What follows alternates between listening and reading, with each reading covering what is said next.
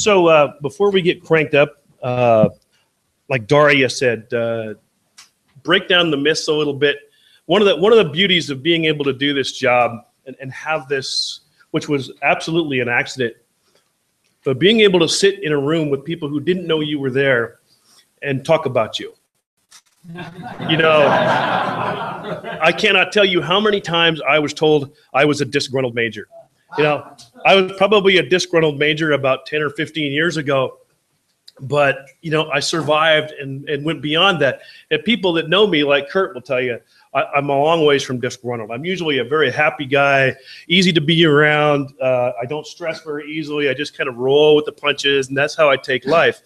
But what we're going to get into is how this all grew and what it means. For everybody who doesn't know, my name is Steve Leonard. I retired about 3 months ago, the end of last year, as a colonel, not a disgruntled major. So I didn't have any reason to be disgruntled. I was very happy. You know, 27 years in the Army, I think I'd seen pretty much everything that you're going to see and had had all the fun I wanted to have.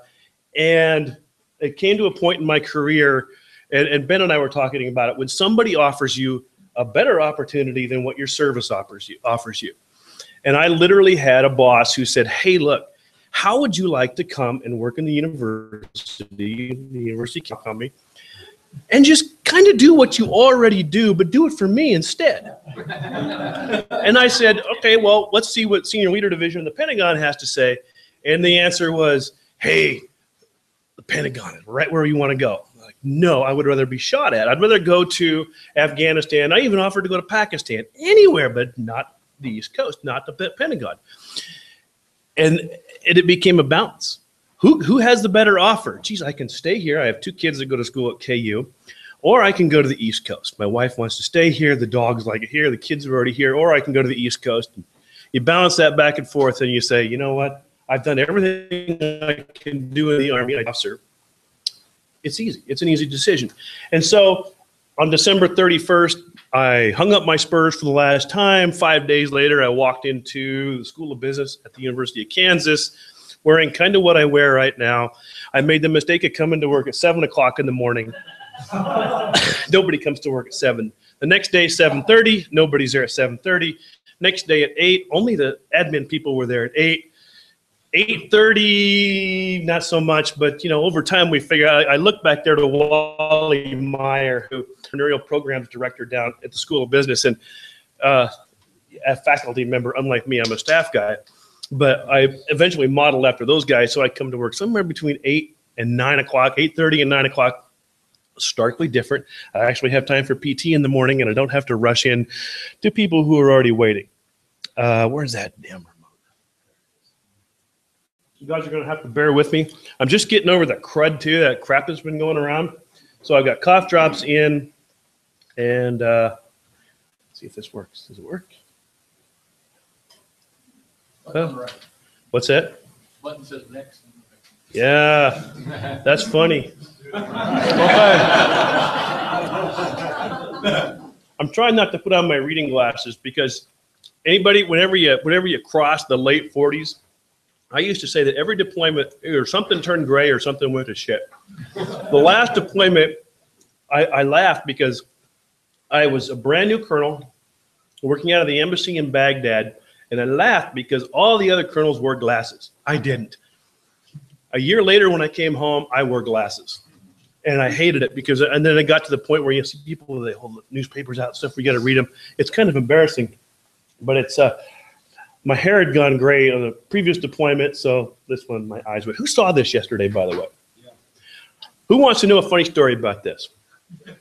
Because I saw this and I laughed, and I knew who wrote it and I knew who placed it. The funny thing was, General Dempsey has already done this.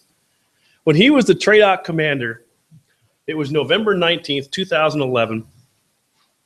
I walk into the office, I get an email from my boss, General Caslin, who's now the West Point superintendent, that simply said, come and see me. And so I tracked down through and it's a note from General Dempsey to the senior leadership across TRADOC that essentially says, Doctrine Man did it again, and we need to have an adult conversation about some issues. And the nice thing is that he had prompted the senior leadership to talk about everything from, you know, how we develop knowledge, to how we build doctrine, to how we apply warfighting principles, to how we think, in a really nice, succinct email. And attached to it was a New York Times article written by Tom that no one knew about but me, and I knew enough not to say anything. And so my conversation with General Caswin was, and I will quote, "The fucking New York Times? That's not how I want to find things out." But what happened was that quickly followed by General Dempsey's CPG staff, his command plans group, literally stood down for a week to try to figure out who Doctrine Man was. And we'll get to that again in a minute, because the funny thing is the anonymity of all this comes up, and there's an obviousness to it, because most people who know me, they figure it out pretty quick. You know, the same kind of things that you read online, you hear out of me. I ask the same questions, I point the same things, I say the same kinds of things, and people pick up on that, and eventually, which is exactly what happened with that group. So I'm going to refer back to my notes. All right, sorry about this.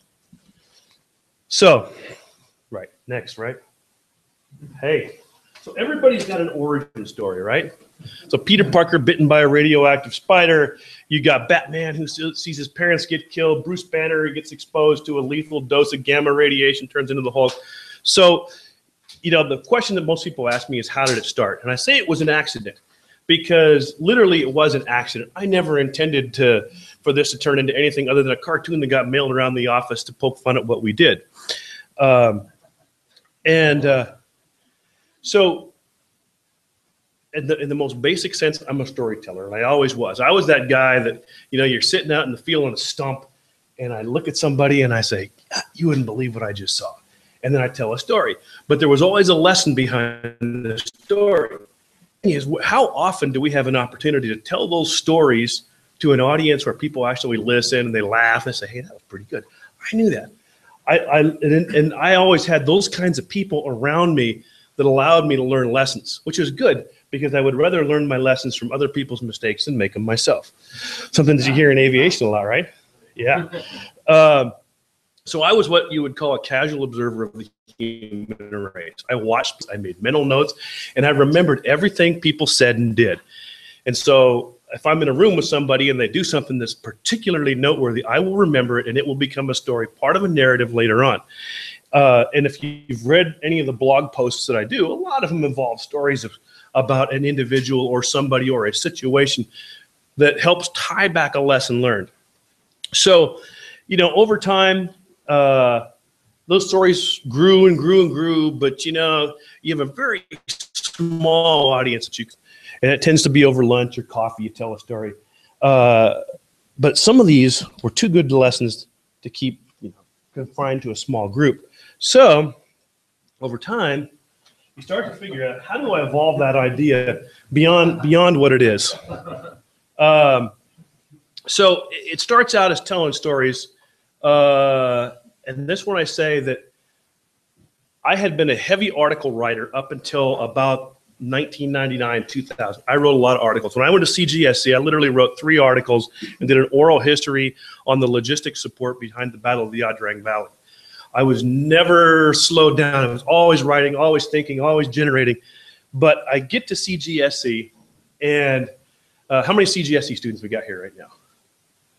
It's good enough. Okay.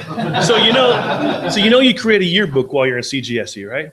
So we're like the first 2 weeks, and they put out the call for, hey, you know, we need a photographer, we need this, we need a cartoonist.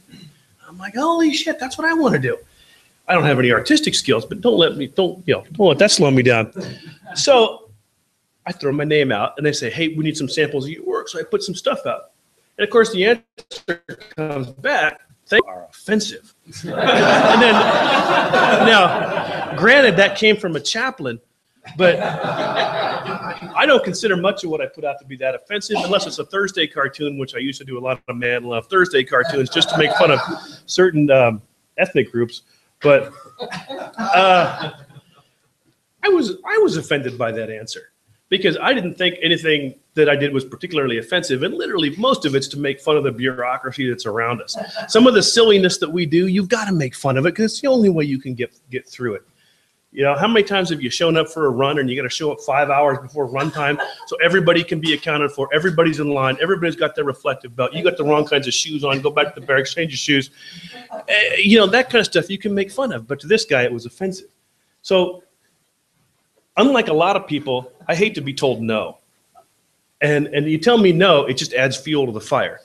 And so I caught that, and then it kind of put the light kind of turned on. That's like, okay, if you say I can't do it, then I'm really going to do it. So the next year goes by, we're in SAMS, School of Advanced Military Studies, and we decided to do our own yearbook. And I don't think they ever did another one. We did one completely self-funded, which if you're in CGSC, you have faculty to watch over you to make sure you don't make it bad. We didn't have faculty. We paid for it ourselves, and so it literally became a collection of cartoons, funny stories. It was a great yearbook called The Signature, because what's the keynote event? Getting a signature on your monograph meant you could graduate. So it was, excuse me, that became a seminal moment for me, and kind of started, the whole evolution of the idea. And what I point to is I'll still pull out my CGSE yearbook, which the editors decided to use Vietnam-era cartoons throughout our yearbook. And it was bad enough to begin with, but then those things probably weren't funny even in the Johnson administration. But they weren't any funnier when we were in CGSC. And so that kind of drove me forward. So, you fears. And then by the time I become Silly Homer at the end there, I had received the assignment of a lifetime, which I didn't want, which was I came out of OIF. I'd been a SPO, I'd been an XO, and they said, "Hey, you're going to be a doctrine writer." I'd asked to be an instructor. I wanted to go to the college and teach because I loved to be on the podium. Now you're going to be a doctrine writer. That was a face for fate, and it actually worked out really well for me. But at the time, I didn't think so. But it actually ended up being, spurring more on, and this. So by this time, I've got a scribble, I've got a cartoon, I throw it around the office, everybody gets a chuckle. There was going to be a guy who was here, he didn't make it, but one of the original followers, probably the first 5 or 10 people, that this whole thing started as just something I sent around the office. But as I looked at it, that's got no name. And I never thought like that. What do you call something like that? And I'll get to that quote in a minute, but that's an important quote for me. But so anybody who's a regular follower knows that if you look at me long enough, there's a comic book background in everything that I do. And so it all started right here. So when I was probably about 8 years old, maybe 6 years old, I bought this at a campground in Montana. Anybody know who that is? He looks a lot different than he does in the movies, but Sergeant Fury and the Howling Commandos, right? Characters. The whole thing, you've got Dum Dum Dugan, you've got Rebel Ralston, you got Percy Pinkerton, you got Sergeant Fury, a whole cast of characters. And so it's about this time I realized I've got this fun cartoon that I do, but there's no focal point to it, right?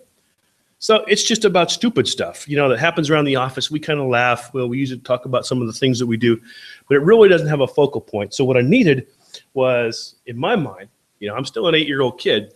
I need a superhero, but I need a ludicrous superhero, because if it's going to do what I want it to do, it can't be a serious guy.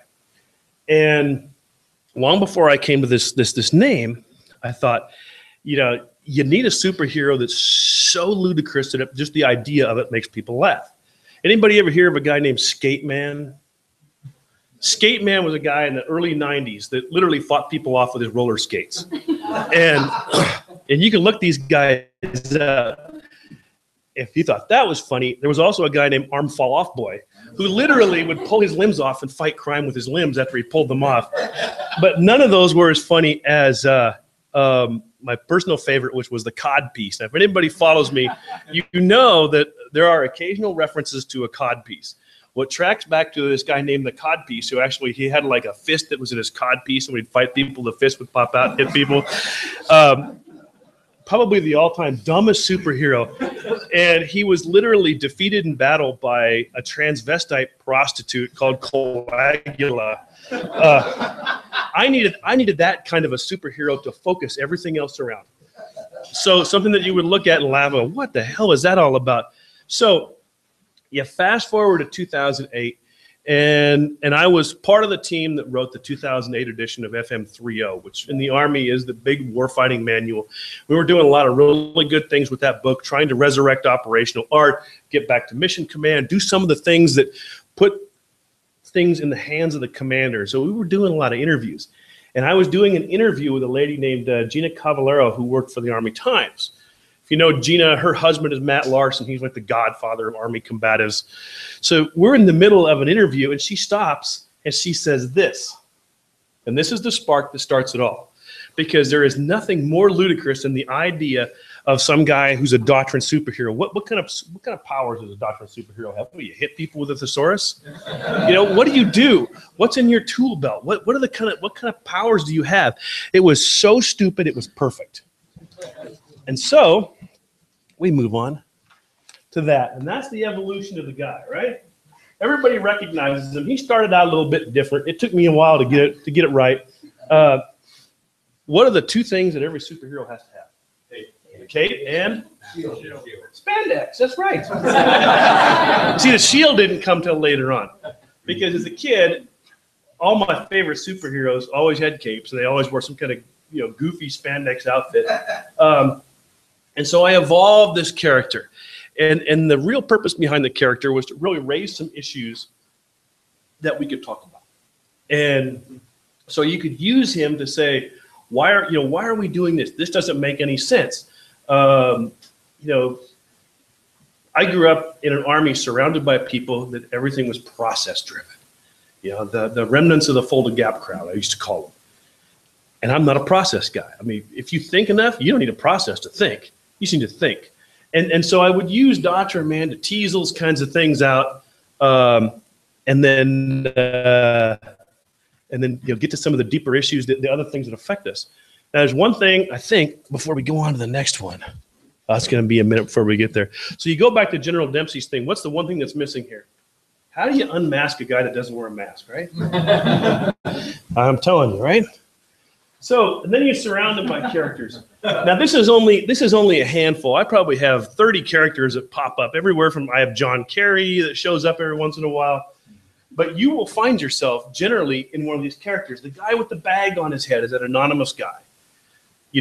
That's all of us. You're just there. You go through day-to-day life. The doctor, I mean, who doesn't have a funny story to tell about going to the doctor? My story is I blew my back out in 2005, went to the doctor. He literally sent me home with Motrin. Hey, you're good to go. 3 years later, I went back and said, something's wrong. And the doctor pulls up the thing and she says, yeah, your back's destroyed. You're not supposed to do PT. Well, 3 years later is a bad time to find out. But, and so we love the doctors. The old guy here in the corner, one of my biggest pet peeves, colonels without combat patches. Oh, man. And as every time somebody would call and say, hey, your name's on a Y-ass task here, I'd look around the office and I'd be like, hey, you need to be the guy going, oh, I can't go. I'm not deployable.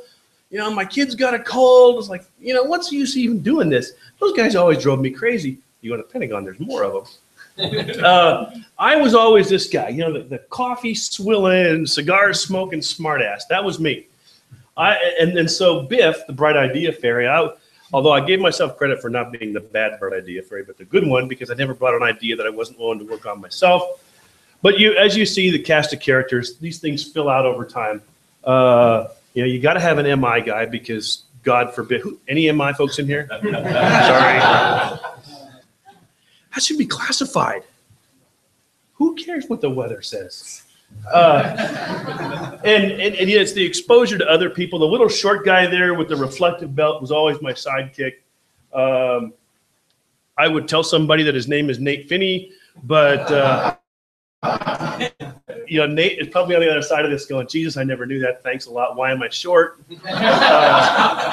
You've got your drone pilot up there with his funny hat. And, you know, you even talk about an Air Force pilot. The last time I was deployed, I had a whole crew of Air Force guys that worked for me who said, hey, you need a pilot, and here's how you draw a pilot. You got to get the afterburner right on the hat, and you got to do this. And then would school me to the great lengths, everything to the giant watch, you know, the whole thing. So surround Doctrine Man with his cast of characters, which also allows you to address multi-service issues. And then over time, introduce people, like I said, like you got John Kerry in there. Anybody ever see the Chief of Staff of the Army show up in a cartoon? So who was a Seinfeld fan, right? So Steinbrenner. Every time Steinbrenner showed up in a scene, all you ever saw was the back of his head. He's waving his arms around. So if you watch the cartoon, there are times, about once a month, where the chief shows up and he does the same thing. It's always the same treatment. You never see anything except the back of his head and his arms waving around, and he's talking about some Army level issue that, as silly as it is, brings up good points. And I know somewhere he's got to see that stuff. So now we go back to, is there anybody in here who doesn't know who this is? All right. So why Clark Kent? Because anonymity is not that big a deal. I never cared if anybody really knew my name. I didn't want people to walk up down the street and go, hey, that's Doctrine Man. I wanted it to be so obvious that when somebody realized it, they'd look at it and they'd say, shit, I knew it was you all along. And so literally when General Dempsey's CPG stood down to figure out who I was, I had a spy on the inside who would call like every day. And he would tell me how, you know, they were basically doing MDMP to try to figure out who it was. Facts, assumptions, you know, narrowing it down. They had a couple of courses of action. They would identify the wrong people. And they said 5 days into it, the CPG chief, a friend of mine named Dave Horan, sat there and literally said, Jesus, I knew it. It had to be him. Because I say the same things. I do the same things. Absolute consistency between what you see on the cartoon or on the blog to what you see me do. There's no difference. So just because he wears glasses, come on, it's still Superman, right? You can figure it out. But now I will say there is probably the only downside, and the reason why I do like to have a little bit of anonymity is the more people that you have follow you, the weirder people you have follow you. And it's not just me. So, you know, they say that, you know, there are 4 good things that you get out of anonymity. You know, it allows the hero to have a normal life, which is kind of important. My wife does not like it when people drive slow in front of the house and look. And I have literally had people, you know, you always get the, hey, you want to go out and have a drink? No, thanks. I appreciate it, but that's okay. I don't want to go hang out with you unless I actually know you. I have actually had followers stalk other people who were followers. Literally, a friend of mine, a female major, last year had a guy show up at her doorstep at 6 o'clock in the morning with presents for her. And she didn't tell me for about 6 months. And she said, well, I just kind of fell off for a while because I didn't want that guy to follow me. And so there's anonymity actually plays in. The other one is, you know, it's the whole thing with people with retaliation. You said it. But there are people who would like to punch me in the face. I posted something one time, and I'm not. My political affiliations drive right down the middle. My thinking, you know, I'm a middle of the road guy. I'm not left. I'm not right. But I had posted something that I thought was clever. That was kind of a poke at the hard right, the Tea Party guys. Right? I couldn't tell you how many threats I got. Literally physical threats. And so it helps the people don't actually know who you are. So if you really piss somebody off, they don't come looking for you. Probably the last thing is the beauty of having a little bit of anonymity is the last probably 7 years I was in the military, I did an awful lot of things, whether it was the SecDef, the chairman, combatant commanders, and it was nice to be able to listen to conversations and not have them know I was in the room. Because I was just me. And I would take some responsibility with that. I wouldn't betray that confidence, but it was nice to keep informed because then you knew what was going on in the world, and it helps inform how you approach subjects. So you actually know what's going on out there and what things are happening. So there's also that whole part of, you know, do the right thing. With great power comes great responsibility. I think Spider-Man said that. The next piece is branding. And like, you know, like anything else I do, this, I stumbled onto a brand.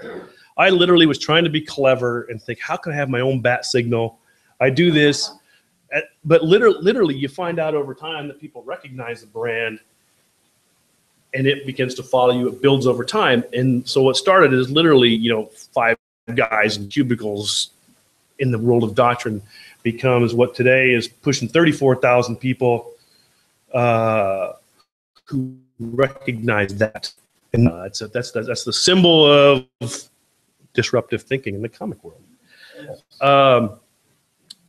But once you have a recognizable brand, and this is something that I have been starting to write about and will write about more, is you all have brands. Everybody has a brand. Your file is a brand. Your photo is a brand. Everything that you do is a brand.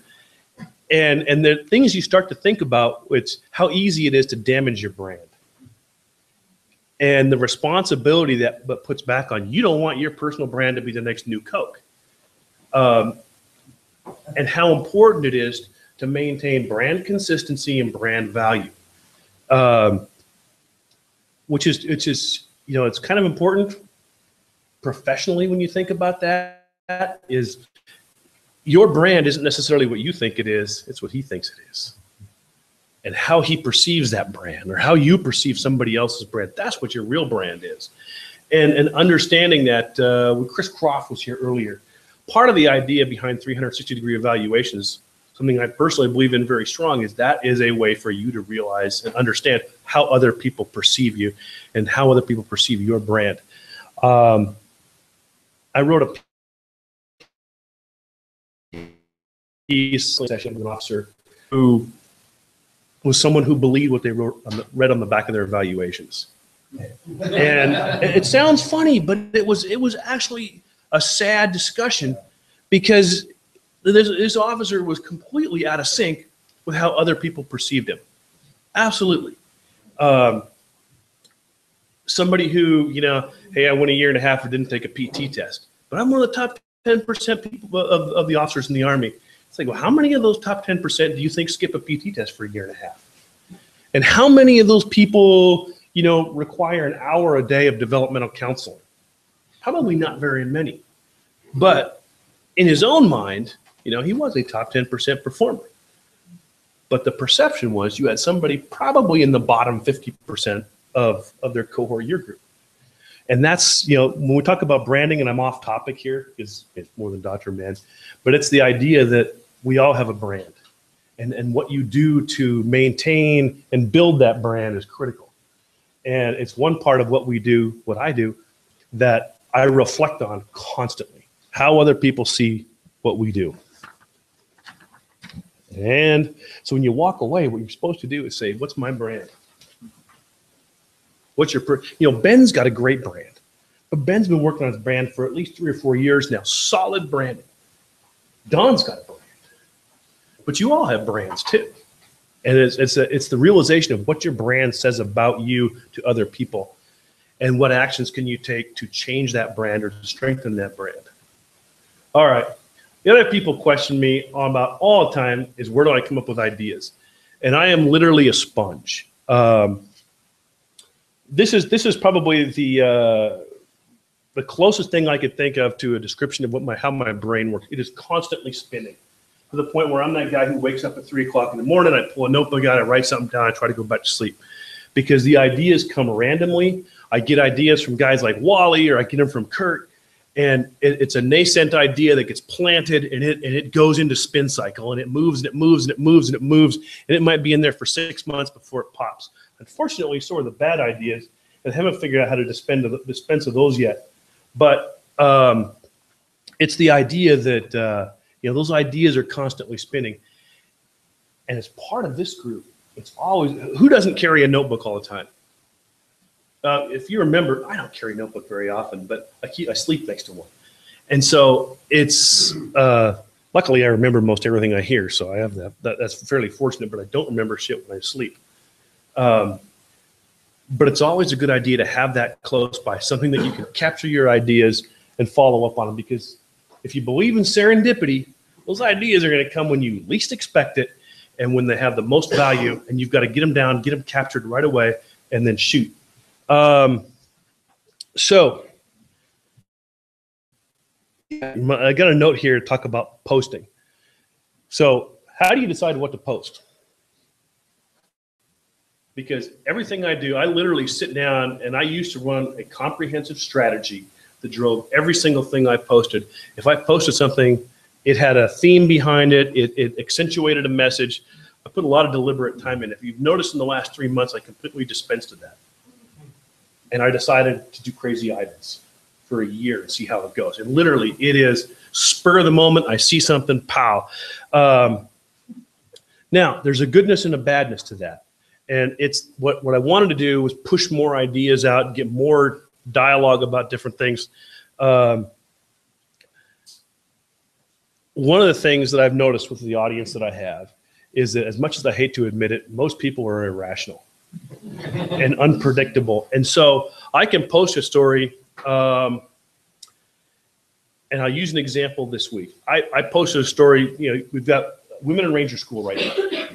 And I have long been an advocate of opening up those positions or opening up the opportunities.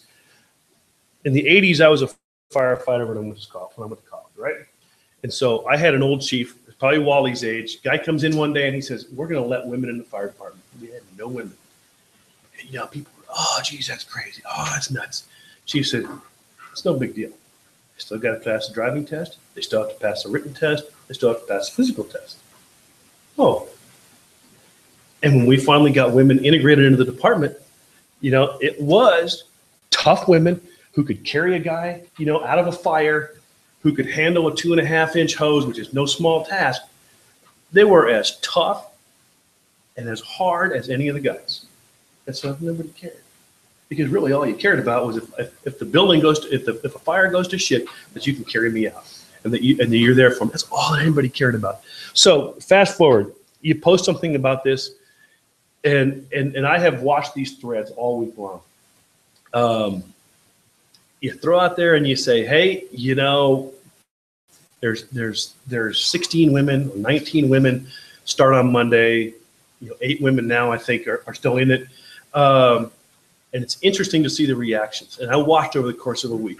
On day one, you saw some of the nastiest, sexist shit get posted by people that were just furious about the idea. None of whom probably had Ranger tabs to begin with, so I'm not sure why it was so personal to them. But then you watch the public opinion start to swing by Friday. Yeah. And we're on Monday, I would say about 75% of the comments were negative.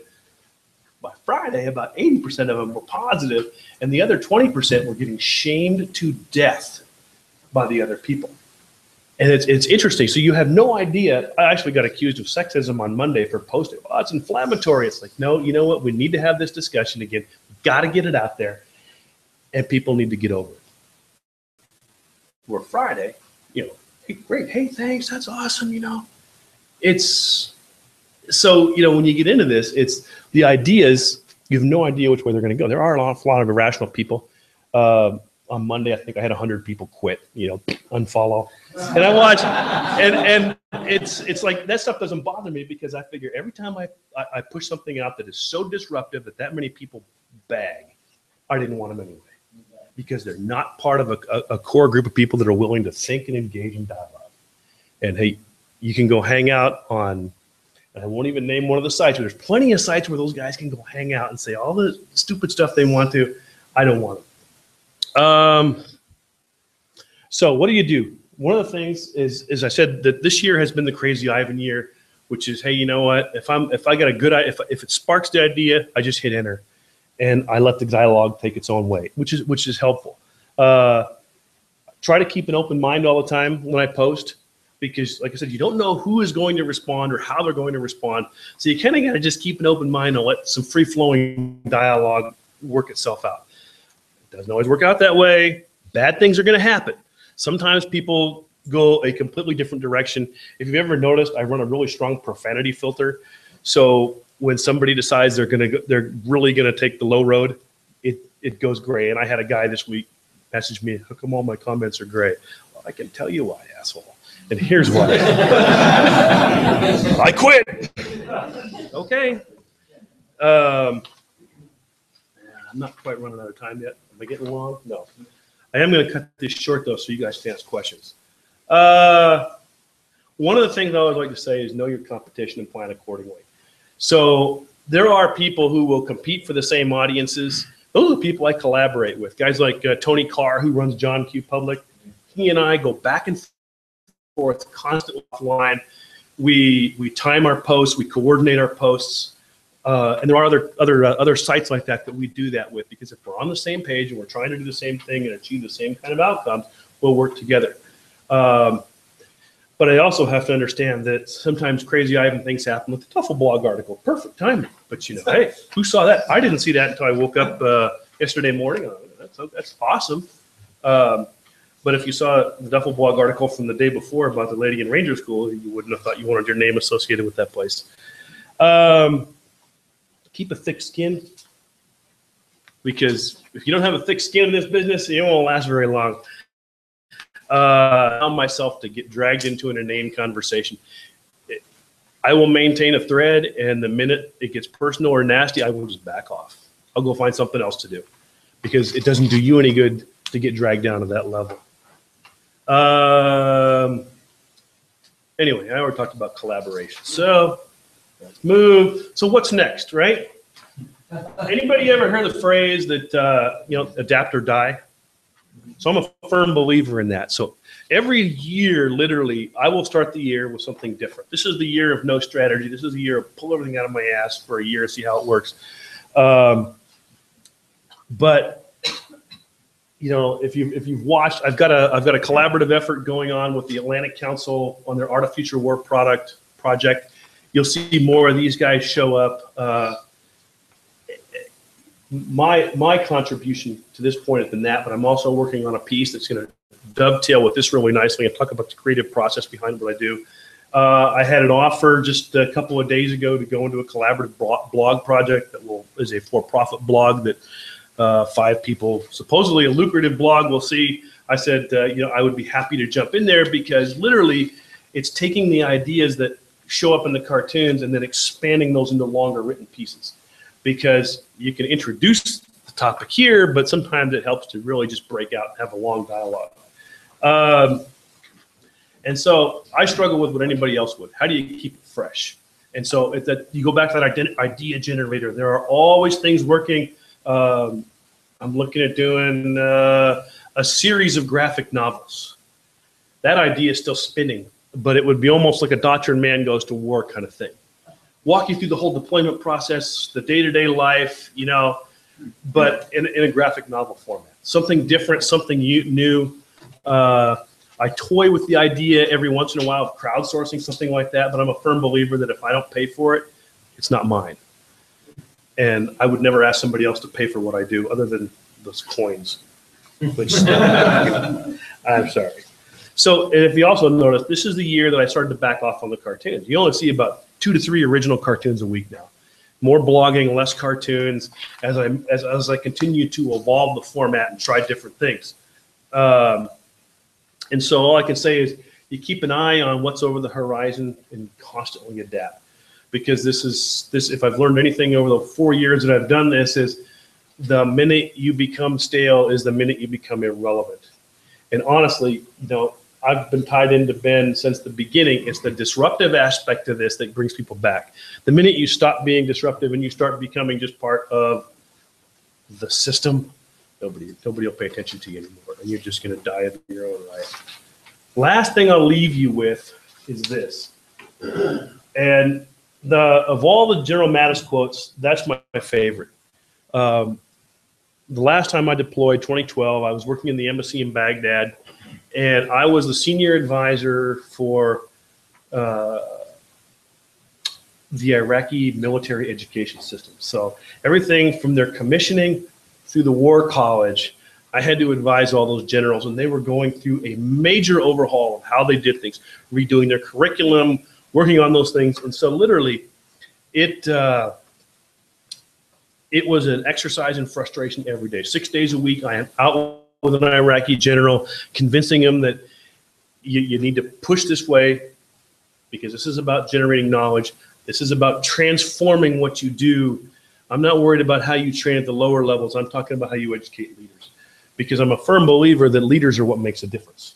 And if you don't have a culture of leadership, then we can train people all day long, but without that culture of leadership, we're going to see what we saw when ISIS, the surge of ISIS happened, and a lot of the Iraqi leaders just turned tail and ran to Baghdad. But what makes this memorable is General Mattis, the year that I was in Baghdad, he came over 2 or 3 times, and as the baby colonel in the group, I sat at the end of the table, and you'd have the guys, they'd come and talk about, the armor, the armor team would talk about selling tanks and Bradleys and 113s, and the rotary wing aviation group talk about selling helicopters, and guys selling F-16s, guys selling artillery, blah blah blah. They go around the table, and I was the least interesting guy in the group, except the General Mattis, because literally he'd say, "What do you do?" And I said, "I spend every freaking day with Iraqi generals convincing them that education is important, and leader development is important, and their profession is important." And he stopped one day and he said, "You know what? Nothing else that goes on here matters except what you do. Because one day that F-16 will be sitting at the end of a runway rusty, and those tanks won't have any ammo, I'm sorry, and everything will break down. But what makes a difference, what makes a long-term difference, is if you can build a culture of leadership in an organization." Now, I failed miserably because obviously it didn't work, but it wasn't for lack of trying. But when he says that, that's something I will take to the bank every day, that nothing is more important than what goes on inside that head. And that is literally the most important 6 inches on the battlefield. My favorite quote. So now it's your turn. First, I was going to ask you whether you're going to buy a Lamborghini or a Ferrari with all your Doctrine Man money. I guess at a point, I'm not there yet. But what The first question of the day. What blog that you posted has had the most influence, you think, in the force? It's hard to tell because I look at the analytics behind every post. The one that I think had the most influence was the one that talked about writing as a legacy. But only about 3,000 people actually read it. The one that the most people read was the one where I actually had the discussion with the chaplain in the airport, who was soliciting donations from people to buy dinner, buy drinks, whatever. So, it's a hit and miss, yeah. But honestly, I'm a believer that writing is our legacy. Most of us. There are some of us, somebody in this room will probably be a general, will probably be Kirk Taylor. He'll probably be a general and his legacy will be assured. The rest of us, it's not necessarily like that. So what do you leave behind for the next generation, and how do you do it? You write. And I've said that since I was a second lieutenant, that you write, you capture those things, and that's how you shape the next generation, because not all of us are going to be generals. And to me, that's the most important. What? Go ahead, Dandy Don. Was Vinci mad about it, or what the question is, what's the little guy that actually you think got mad at? Argue with him, find a way to say you were wrong. All right, here you go. So, you got to catch. So I don't know that it actually makes anybody angry at that level, but my assumption is that there's times where people look at it and say, "Shit, why didn't I think of that?" And that might not be, that serendipitous moment that they were looking for. Was, when somebody's poking fun at them for something, and you're like, he's right. Our doctrine is stale, or something is wrong, or we're not doing this right. Most people would rather not have somebody else tell them that way. And I don't think he was irritated as much as, boom, here's a New York Times article. Bam, it's in the early bird. And damn it, he's right, but God, I wish he wouldn't talk. That kind of stuff. You mentioned brand consistency. Have you ever found Doctrine Man's branding or consistency a constraint to being innovative, like constrained by what people expect Doctrine Man to do? Not so much, but the brand itself doesn't typically constrain me. But I have noticed from time to time that people misinterpret what it is, and that I see, where the disgruntled major, or there are people who actually think that I write cartoons about nothing but doctrine.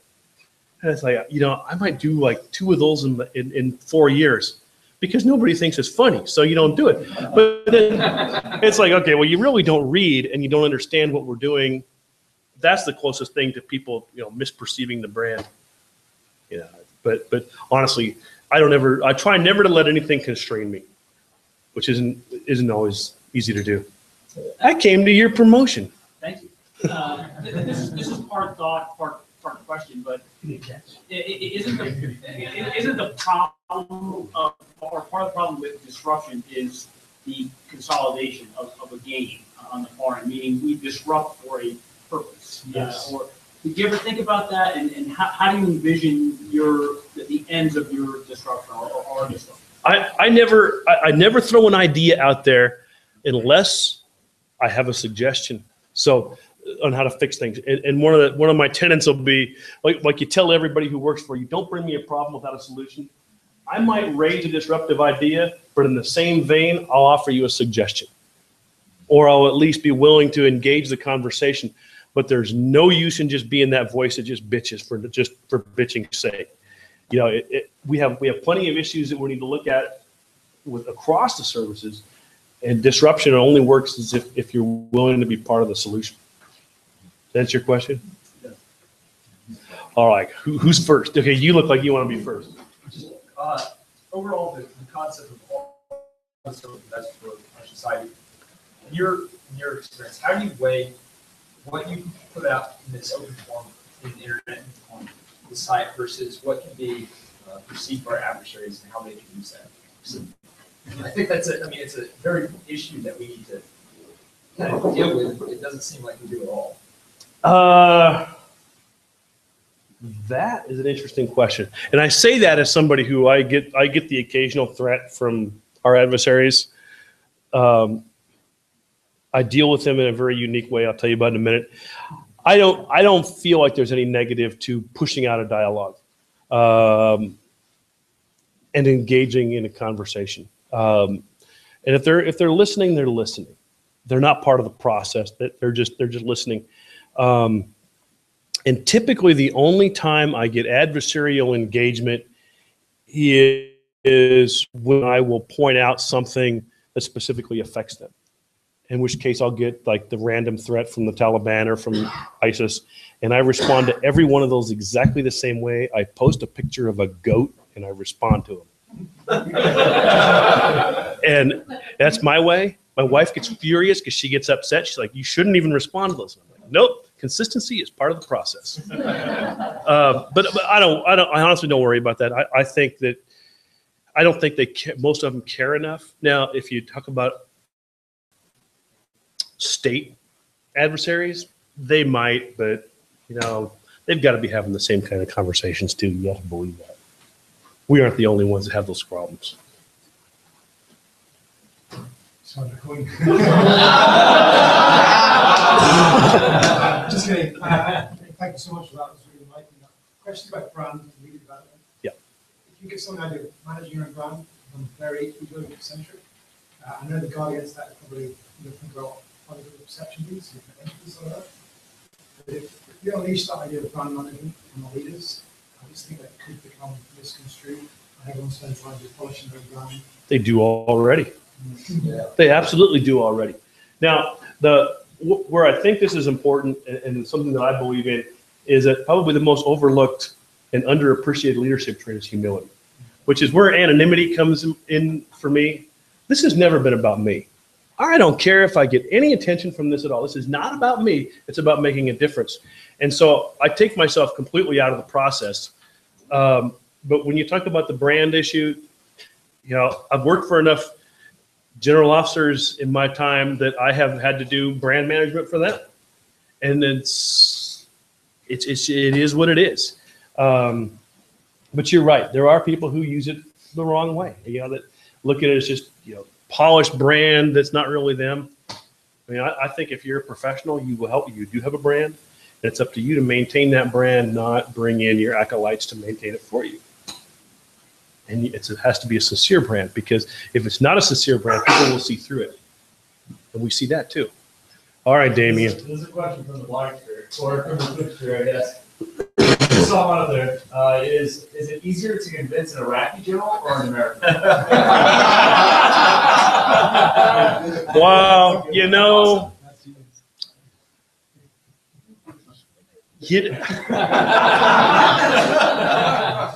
that's a tough one to answer.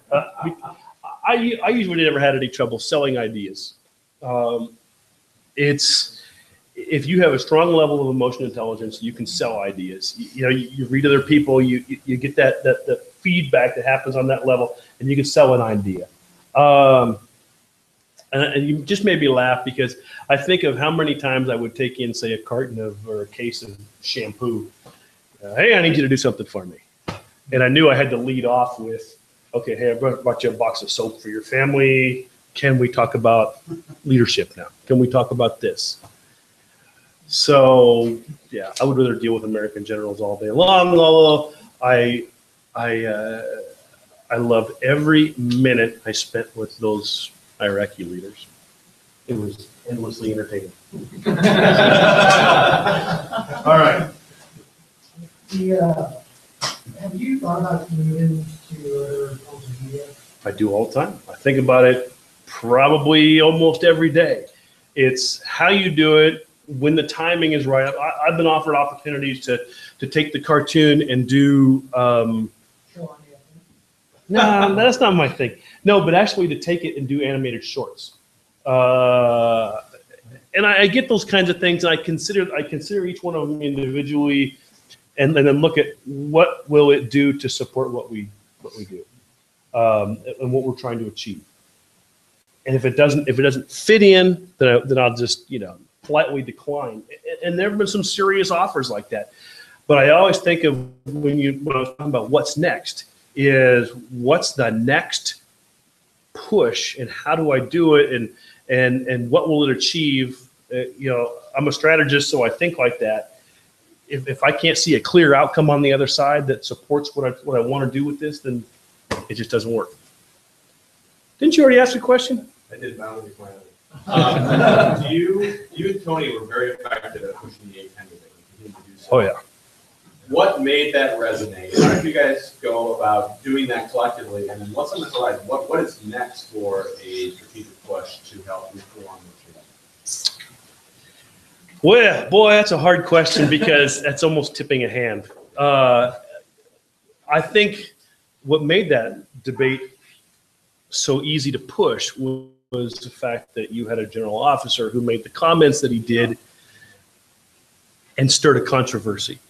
And then you leverage off that to what was clearly seen as some insincere messaging, that the statistics didn't support. When you say, well, 810 is a deadly platform, and you look at all the other ones and you say, well, geez, the higher you go, the higher the rate of collateral damage on the ground. Like, it doesn't, the argument doesn't work.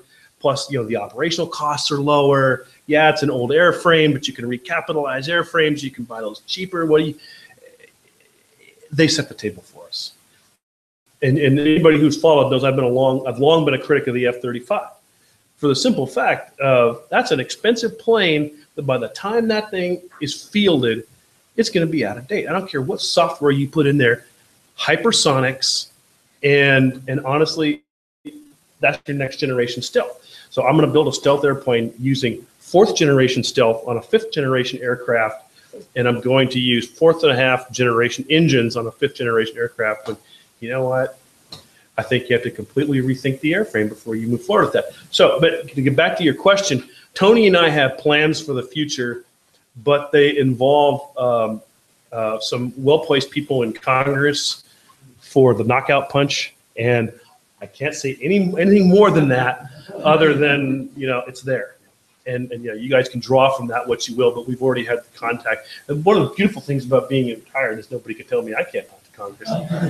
And you know, we have been doing that from the outset.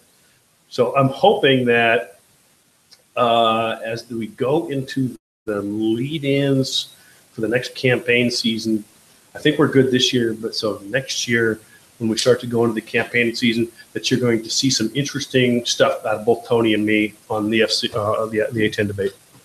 Oh yeah, you're way the hell over there. I could. Did you pay less for that seat? Unfortunately, I chose it voluntarily. But I guess my question is, you know, you started out just as a good storyteller, and you moved into more of the comic you do. But, you know, and then it's almost like you found yourself kind of being an accidental disruption, and then now you turn into more of a purpose disruption. But did you find yourself along the way just being like, I'm just going to get this out? Because of some kind of tremendous crucible, and then you were able to overcome that through the disruption? Well, we had this, Daria and I had this discussion the other day, and literally her thing was, how do you stay on social media all the time? I don't, that's just it. But most people don't recognize that. What I'll do is I'll get up at about 4:30 in the morning, and I'll spend an hour before I get on the treadmill or go out.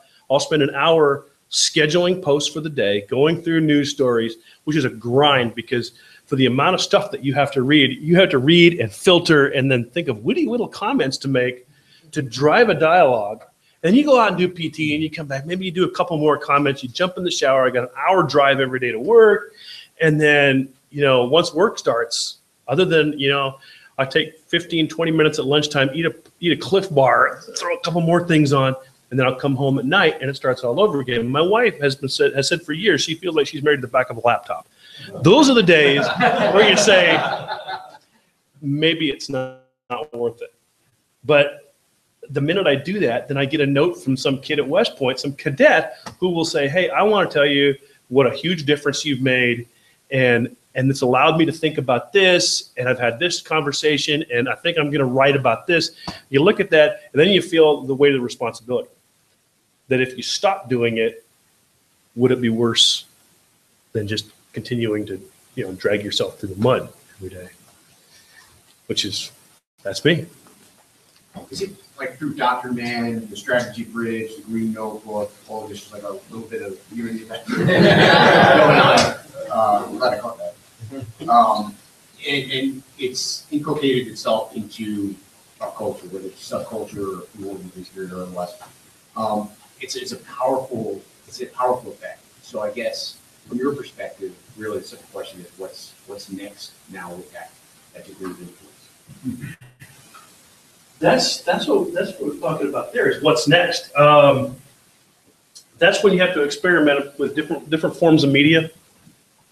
What else is out there? What can further the effort? What can increase collaboration? And a lot of that's literally a journey of discovery. I restarted my blog in November and started doing more writing. And, you know, that helped expand that audience. And then, like you said, you know, working with the guys that do the Strategy Bridge, working with other blogs, other efforts, it's almost like there's a renaissance in blogging. If you'd have gone back about 2 years, it was really common to hear people say blogs are dead. And you look at what's happening now, and the forum is alive and it's healthy, and it's driving discussion and it's driving change. And I go through who subscribes to the Early Bird. So you go into the commentary and analysis part of the Early Bird, and you look at the number of those that are just blog posts. And then you know that your blog is sitting on the chairman of the Joint Chiefs of Staff's desk in the morning. And he's looking at what you had to say. You didn't have a voice before. And that's the power of change, and that's the power of this. So how do you continue to drive that power? How do you sustain that power? That's the $1 million question. What's next year? What's the year after? You know, you have more powerful voices than you've ever had before. And the ability through networks and social media and these kinds of events to influence events beyond what anybody would have imagined 20 years ago. I grew up in a world where as a major, You know, you were to be seen and not heard. You had to find a way to get the ear of somebody to get where you are. And, you know, you think about how much that's changed and what power and responsibility that puts in your hands, what you can do, what good you can do with that. Anybody else?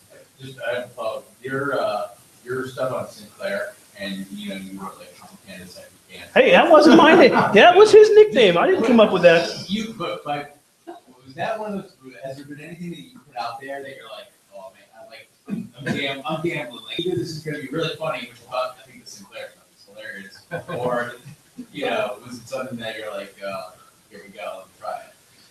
You know, it's actually the opposite. I've never put out anything that did something that I didn't expect in a negative way. Typically, it's you put something out, you think, hey, this is great, this is awesome, and then it hits it. It's like a turd in a punch bowl. It's plop, and nobody gets it, and you're like, what, did I just shoot one over everybody's head? What did I do? And those are the ones that really befuddle me when you think, I got this is important, it's critical, it'll nail it, and then nobody gets it. You're like, what the hell? What did I do? Those are the days that I scratch my head. Okay. What did you not put out that you really wanted to? Or have you ever been told or cautioned not to? I've never been told not to put stuff out, but there are times when, you know, you're in a session and you hear something that you would love to put out. And I get an awful lot of feeds from people, and I participate in an awful lot of meetings where you walk away and you know you can't talk about it because it's either too sensitive or it's too confidential in nature, and you just have to sit on it. That used to bother me, but at a certain point, you just have to understand that, you know, you have responsibilities. That as much fun it would be to throw something out there and be, hey, I'm the first guy to talk about this. And that's, if anybody ever catches that, where was it, I want to say, there was a posting that somebody threw out about an active shooter at an installation, and it was a bullshit story, and it was all over the place. And I got that, and I looked at it, and I'm like, you know, nope, I'm not touching that. Just because I'll wait till I have confirmation from real media before I post this. Okay, so I lose the advantage of being the first guy out with the story, but I'm willing to lose that advantage. And that happens all the time.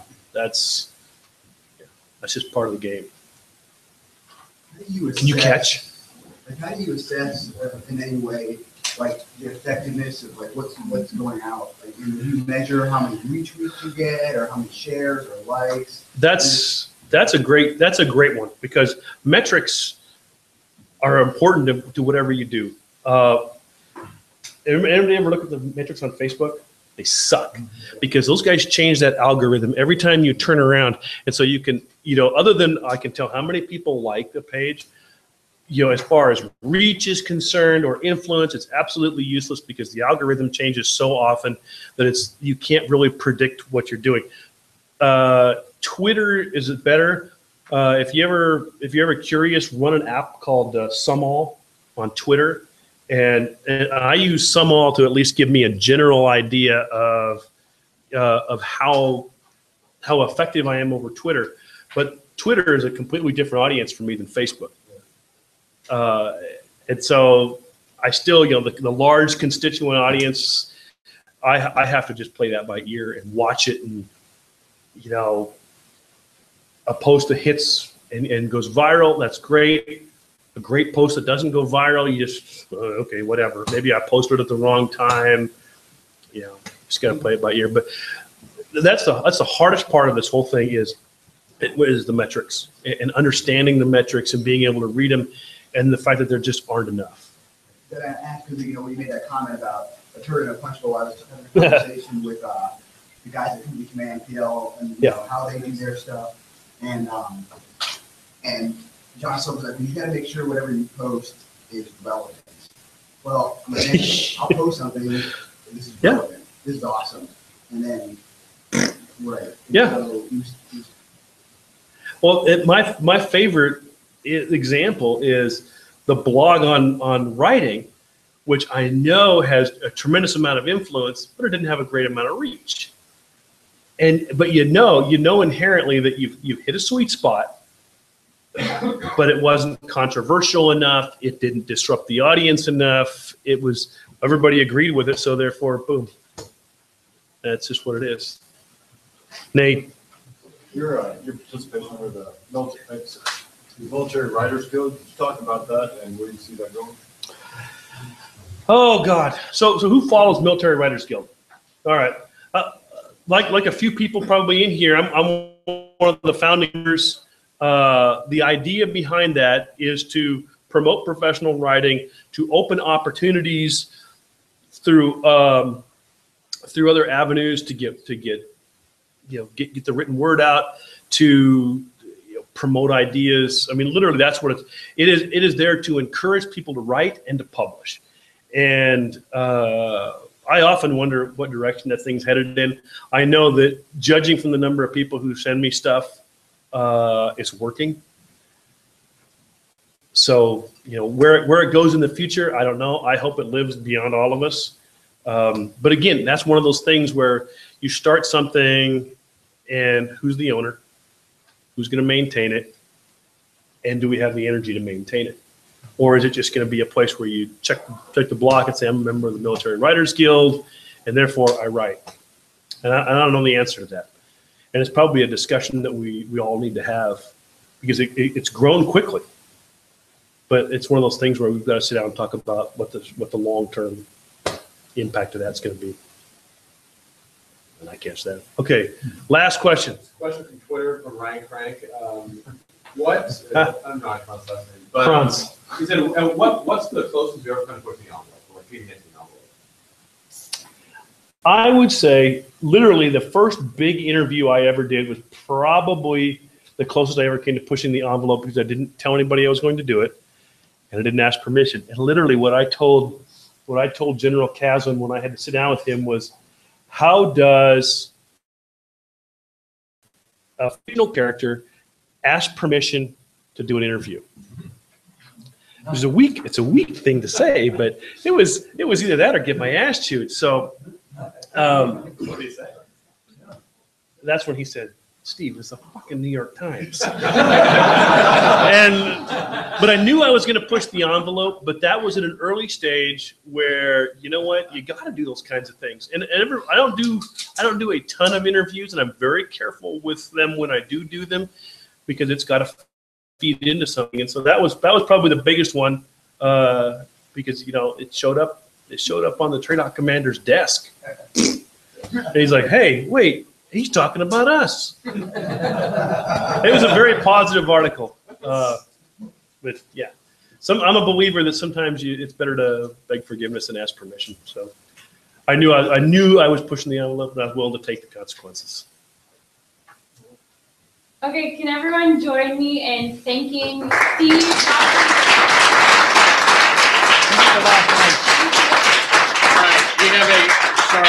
We're going dynamic here. We're going to. No, thank you. We're going to conclude with a Steve. Don't go ahead. With a presentation. John Boyd, I'm sorry, has a famous quote about being versus doing, and I want to read you the quote because it's very, very good. And John Boyd is one of the, if I can speak for Ben, is one of the intellectual kind of forefathers of DEF, if you understand his career and what he did for the Air Force. And I wanted to get the quote exactly right. It's to be somebody or to do something on a roll call. That's when you'll have to make a decision, to be or to do. Which way will you go? And he was talking in the context of he was a very frustrated, I think, Major Lieutenant Colonel in the Pentagon at that point, very frustrated with some of the inherent bureaucracies that the military has had and continues to have. But that question of to be or to do was a powerful question that Boyd said better than anybody that I've heard before. The Army is full of colonels who served 27 years of service in the military, full of generals who served more than 27 years in the military. But if you look at the people who have done something with that service, that number gets much, much smaller. And it is my honor as Steve's successor from his final job in the Army, although I'll never fill his shoes as Doctrine Man. Don't be looking for that. But just to get to know him and understand the impact he's had across the Army over the last 10, 15 years since he's taken this on has been truly tremendous. And it's gone far beyond the reach of that you would expect of a typical colonel with 27 years in the military. And so I lift up Steve to you as an example of what you can do and what the power of death is all about. That influence to do something with your service as opposed to just being somebody. So I would like to have the honor to present Steve with his final award that he will receive from the U.S. Army, and that is the Order of the Archangel St. Gabriel. And this is an award given by the United States Military Strategist Association. As you know, he's a military strategist. You never know. At the prodding from a short man in a PT belt, Nate Finney, he asked me, Nate asked me to work with him to push this through, and we were able to get this completed, and it's our honor to present this to you. So.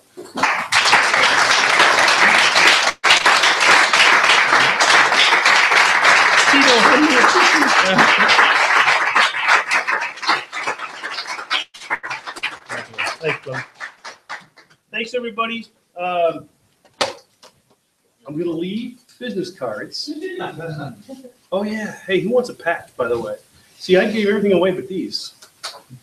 Yeah, see, look at that. And if you haven't noticed the first slide, I'm in the process of working a branding change swipe. So the business cards are up here. It makes it easy to find me if you're looking for me. And I'll put those up here, and you guys can scramble for those. Thanks, everybody. Have a great